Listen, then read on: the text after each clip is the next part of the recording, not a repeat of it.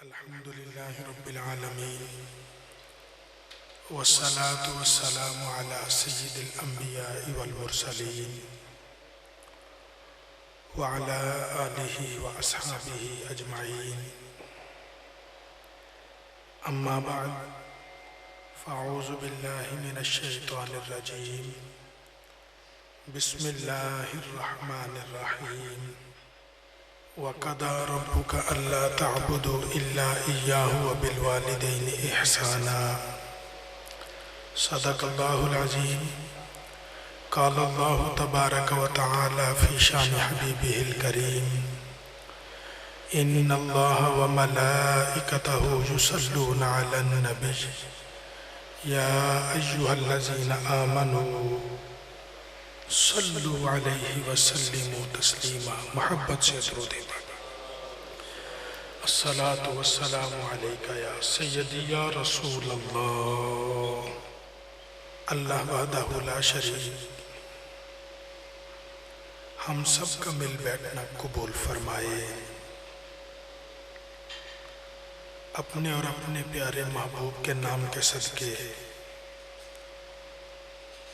अल्लाह हर एक को दोनों जहां में बरकतों से माला माल फरमाए। मुझे जो हुक्म दिया गया है कि खिदमत वालिदैन के हवाले से चंद बातें पेश गुजार कर रहा हूँ। अल्लाह वहदहु ला शरीक कुरान पाक में इरशाद फरमाता है, वक़दा रब्बुका अल्ला तअबुदू इल्ला इय्याहु व बिल वालिदैनि इहसाना। अल्लाह ने फैसला फरमा दिया,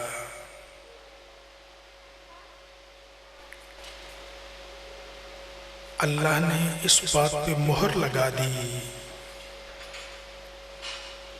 इबादत होगी तो सिर्फ अल्लाह वहदहु ला शरीकी होगी। अल्लाह के अलावा कोई इबादत के लायक नहीं।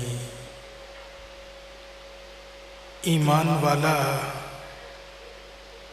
अपना सर कटा तो सकता है, अल्लाह के अलावा किसी और को सजदे में सर नहीं झुकाता है। इबादत अल्लाह वहदहु ला शरीक की, वो माबूद हकीकी, वो खालिक कायनात। बंदगी इबादत सिर्फ उसी को ज़ेबा है। कुरान करीम के इस मकाम पे अल्लाह ने उसलूब बदल दिया।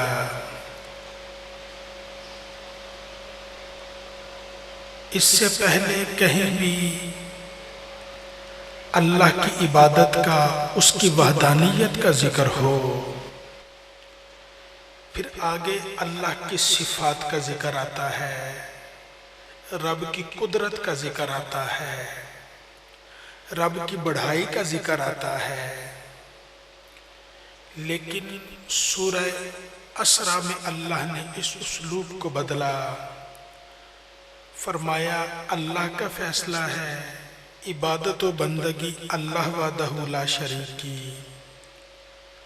और अगर इस दुनिया में तुम किसी से हुस्ने सलूक करना चाहते हो तो वो सबसे पहले तुम्हारे माँ बाप हैं।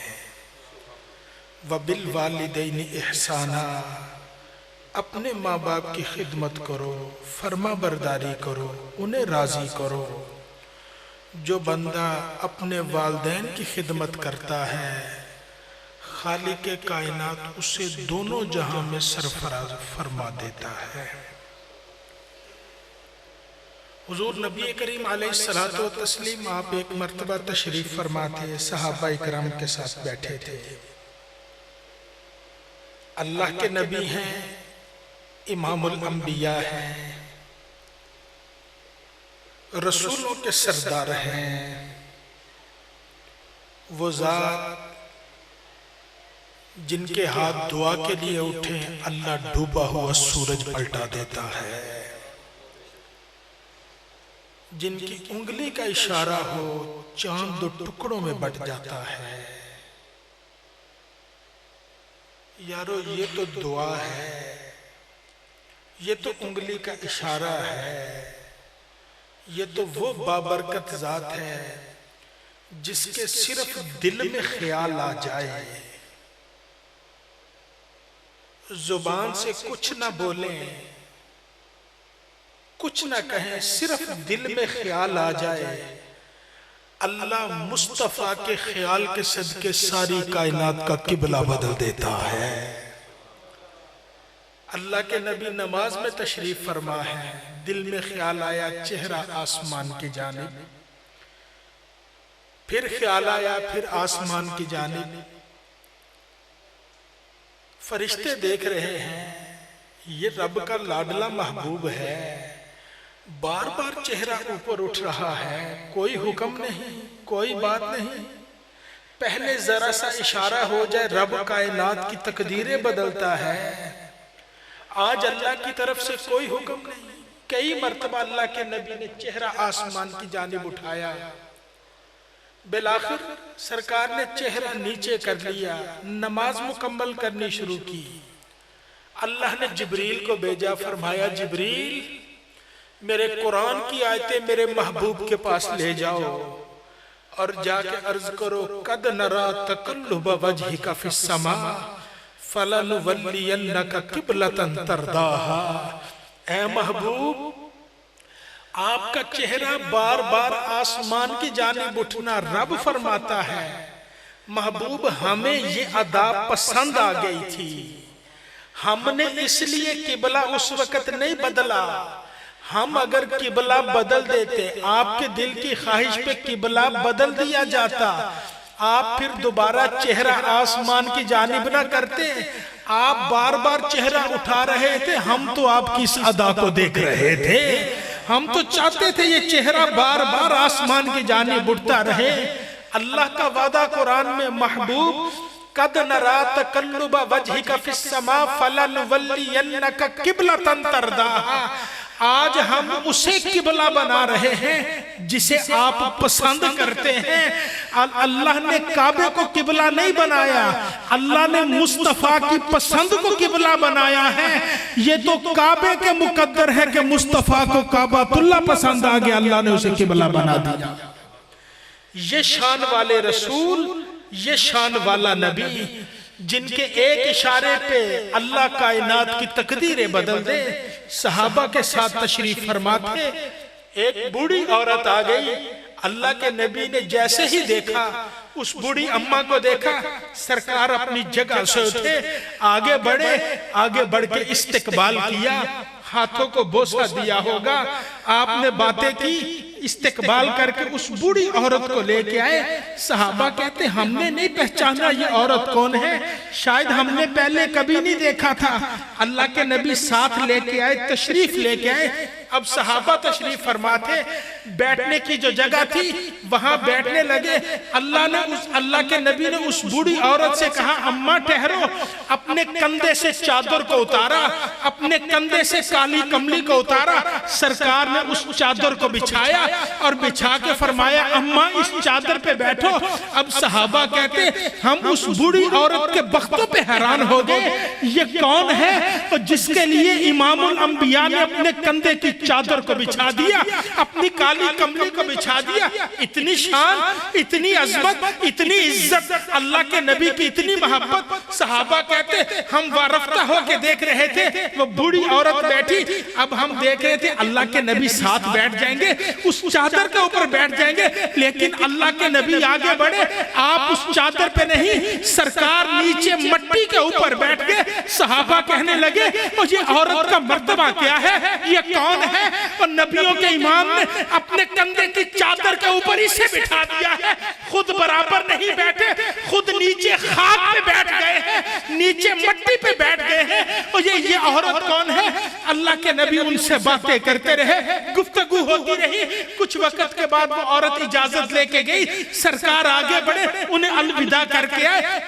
जब वापिस आए, अब सहाबा कहते हमारे दिल में ख्याल था, पूछे तो सही या रसूल अल्लाह ये औरत कौन है। कुछ लम्हे गुजरे, सहाबा कहते हमने अर्ज कर दी या रसूल अल्लाह ये बूढ़ी अम्मा कौन थी, आपने बड़ी मेहरबानी की, शफकत की, हमने आज से इससे पहले नहीं देखा।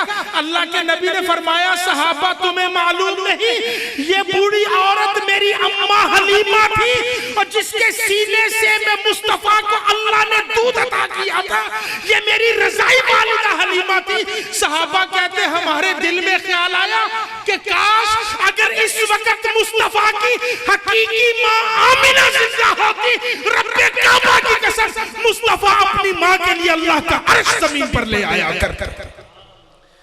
ये वो जात है अल्लाह ने इरशाद फरमाया खिदमत करो तो अपने माँ बाप की करो, राजी करो अपने माँ बाप को राजी करो। आज हम अपने घर से निकले, पैसे इकट्ठे करें, सारी जिंदगी की जमा पूंजी इकट्ठी करके उसे जमा पूंजी को इस्तेमाल में लाएं, कपड़े सिलवाएं, दोस्तों के साथ मुलाकात करके एहतमाम करके कहाँ जा रहे हैं, अल्लाह के घर का हज करने जा रहे हैं। अल्लाह हर एक को बार बार हज की तौफीक अता फरमाए। हाजी हज करने चला जाए, कई दिन की मुशक्कत सफर की सौबतें हैं, फिर वो 4-5 दिन का मुसलसल एहराम बांध के हज के अरकान अदा करना, हाजी हज करके वापिस आ जाए, आप उससे पूछिए बताओ अल्लाह ने हज कबूल किया है कि नहीं किया है। हाजी को यकीन नहीं अल्लाह ने मेरी इस इबादत को कबूल किया है कि नहीं, मैंने जिंदगी की जमा पूंजी लगा दी, पता नहीं कबूल हुआ कि नहीं। वहां जाके मुशक्कत उठाई, वहां जाके काबे का तवाफ किया, सफा मरवा की सई की, रमिए जमारात किए, वकूफे मुज़दलिफा हुआ और वादी मीना में रहे, कुर्बानी भी की, सारा कुछ करते रहे, फिर भी यकीन नहीं है कि हज कबूल हुआ कि नहीं हुआ है। आमिना के लाल ने इरशाद फरमाया ऐ ईमान वालों अपने घर जाओ, अपने माँ बाप के चेहरे को एक मर्तबा खुश होकर देख लो, अल्लाह तुम्हें मकबूल हज का सवाब अता फरमा देता है। हज करने चले जाओ, हज करके वापिस आ जाओ, यकीन नहीं है ये हज कबूल हुआ है कि नहीं हुआ है, और माँ बाप के चेहरे को खुश होकर देख लो, अल्लाह घर बैठे मकबूल हज का सवाब अता फरमा दिया करता है। ये नेमतें कहाँ मिलती हैं? ये नेमतें हम जन्नत कहीं और तलाश करते हैं, हम जन्नत कहीं बाहर ढूंढ रहे हैं, और जन्नत तो हमारे घरों में चल फिर रही है। अल्लाह के नबी ने इरशाद फरमाया अल जन्नतु तहता क़दामिल उम्महात, और माँ के कदम दो के पी लो, अल्लाह तुम्हें दुनिया में ही जन्नत अता फरमा देगा। इस जिंदगी में जन्नत ले लो, वो जन्नत कहाँ मिलेगी? घर में अपने माँ बाप के कदम दो के पी लो, अल्लाह तुम्हें जन्नत की नेमतों से सरफराज फरमाता चला जाएगा। ख्वाजा खाजगान हजरत ख्वाजा बायजीद बुस्तामी रदी अल्लाह ताला आरफे बिल्ला सुल्तानुल औलिया कहा जाता है।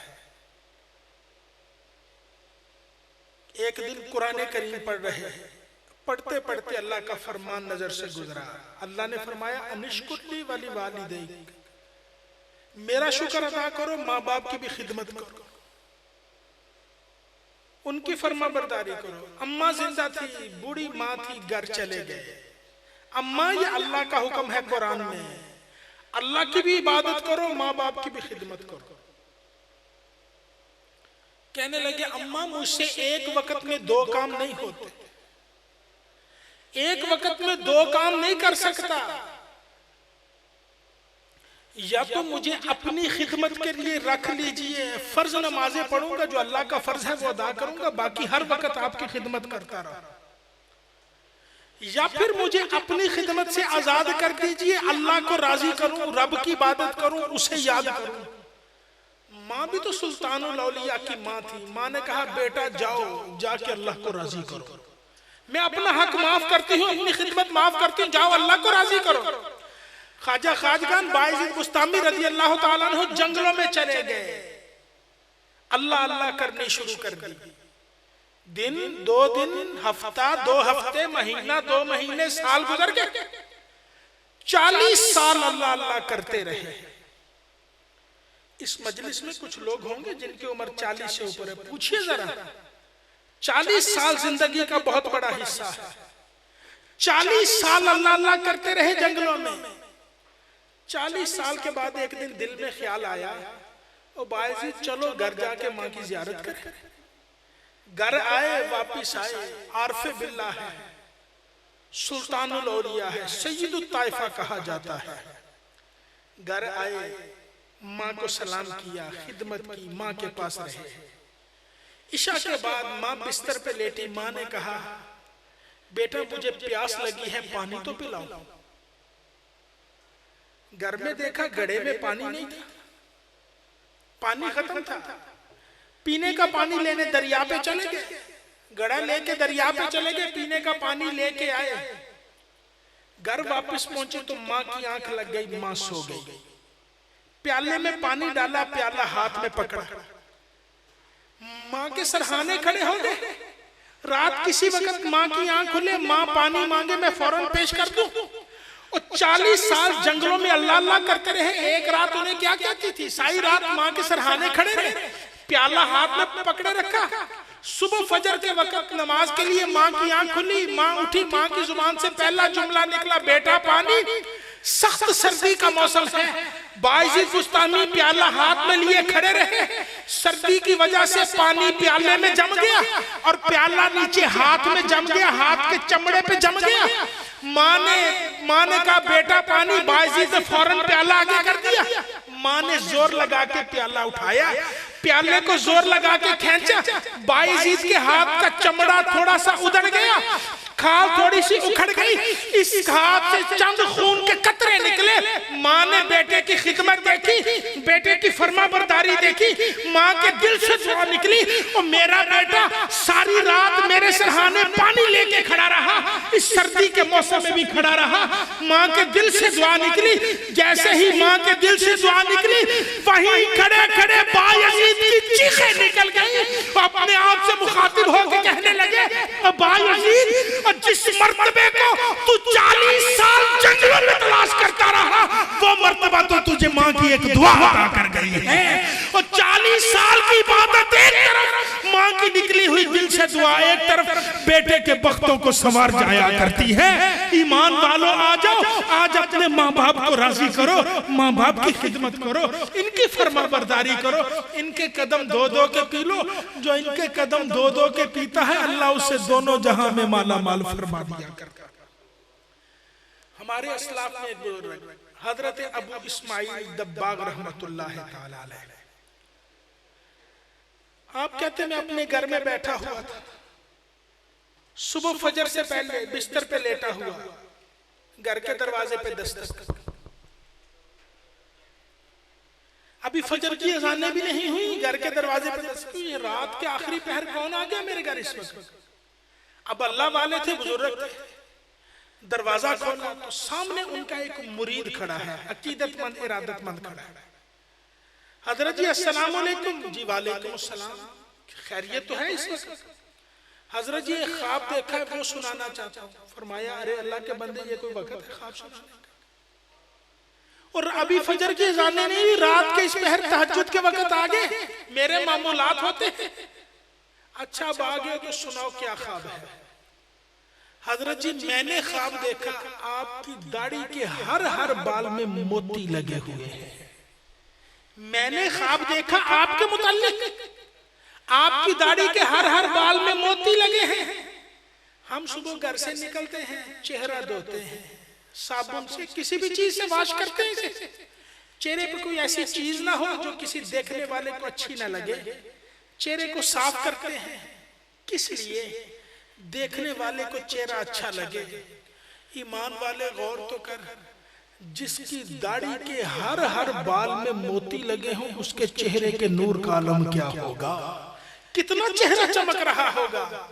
कहने लगा हजरत जी मैं पूछने आया हूं, आपका अमल कौन सा है जिसकी वजह से अल्लाह ने दाढ़ी के हर हर बाल में मोती लगा दिए? हर हर बाल में मोती है, कौन सा अमल करते हैं? आंखों में आंसू आ गए। हजरत अबू इस्माइल दब्बास कहने लगे मेरी आंखों में आंसू आ गए। मैंने कहा अरे अल्लाह के बंदे अमल पूछते हो, रात बारिश की वजह से कीचड़ था, मेरी माँ बिस्तर पे लेटी, माँ ने कहा बेटा मेरे पाँव पे मट्टी लगी है, किसी कपड़े से मेरे पाँव साफ कर दो।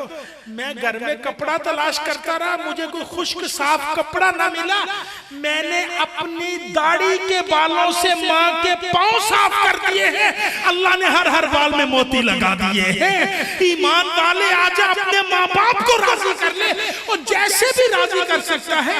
आजकल गर्मी का मौसम है, और माँ को दोपहर के वक्त एक पानी का गिलास पेश कर दो, माँ बाप तो इससे राजी हो जाते हैं।